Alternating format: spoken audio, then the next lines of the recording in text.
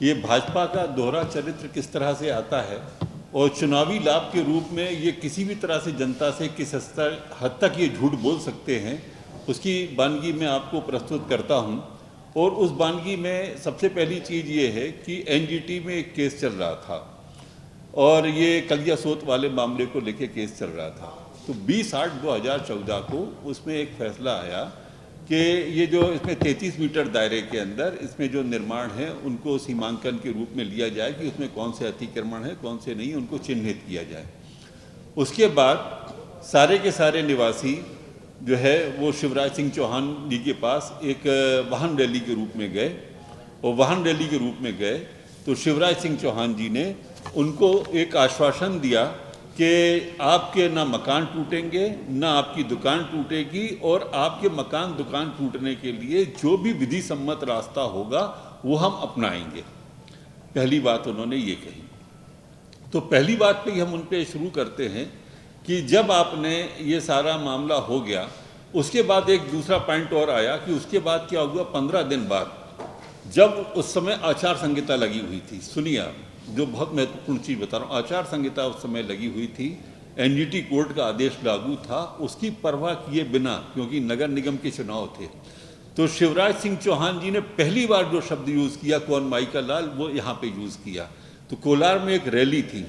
उस रैली के अंदर शिवराज सिंह चौहान जी ने, मैंने आपको ये कागज़ दिया है, आपको विज्ञप्ति में मिल जाएगा, ये छपा हुआ था कागज़ कि कौन माई का लाल होता है कि आपके मकान को तोड़ देगा।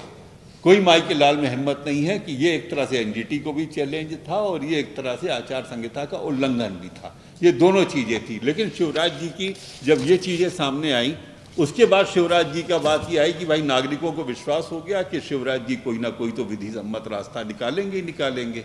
तो शिवराज जी ने विधि सम्मत रास्ता तो निकाला नहीं। उसके बाद एक आर्डर 2021 में आया,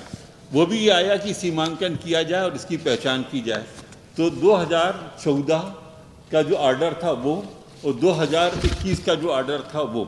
दोनों आर्डरों की जब अधिकारियों ने अनदेखी की,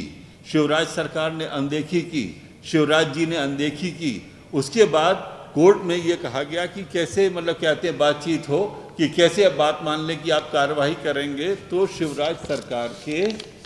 आपके जो है प्रिंसिपल सेक्रेटरी अर्बन और आपका हाउसिंग जो थे आपके, इन्होंने जाके जो आपका एक शपथ पत्र दिया इन्होंने पूरा कि नीरज मंडलोई जी ने कि हम इन जो मकान हैं उनको हम जो है कहते हैं किसी तरह से पहचान करके जो भी अतिक्रमण है उसको हम हटाएंगे। तो उसमें जब इन्होंने ये शपथ पत्र दिया तो उसके अंदर जब आप ये देखिए आर्डर में, इसका आपको कॉपी लगा के दी, आर्डर में खंडिका 5 में उसका साफ साफ उल्लेख है। भाई आपका आर्डर, आप तो ये कह रहे हो कि हम आपका विधि सम्मत रास्ता निकालेंगे, जनता के बीच में आप कह रहे हो हम विधि सम्मत रास्ता निकालेंगे, और यहाँ पर आपका जो अधिकारी जाके शपथ पत्र दे रहा है कि हम ये जो कहते हैं जो है हम ये तोड़ेंगे, हम इसको हम कार्रवाई करेंगे इसके ऊपर पूरा। और कोर्ट में आपके पक्ष को सही ढंग से रख नहीं रहे, आपके अधिकारी जो है सारी की सारी चीज़ों पर इसकी वजह से दिक्कत होने के बाद आपके किसी वजह से कोई गंभीर कारण रहा होगा कि सरकारी वकील इस्तीफा दे के जा रहा है, इसकी जवाबदारी तो एक मुख्यमंत्री की होगी ना। तो आपको मुख्यमंत्री को इस्तीफे देने की मैं मांग करता हूं।